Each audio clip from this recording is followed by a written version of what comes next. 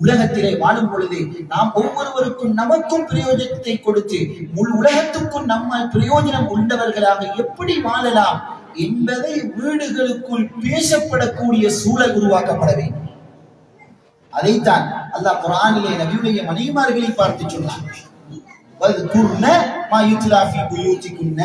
உங்களுடைய வீடுகளில் உங்கள் மீது ஓதி காண்பிக்கப்படக்கூடிய அல்லாஹ்வுடைய இறைவசனங்கள், நபியுடைய சுன்னாக்களை நீங்கள் ஒருவருக்கொருவர் ஞாபகப்படுத்திக் கொள்ளுங்கள்.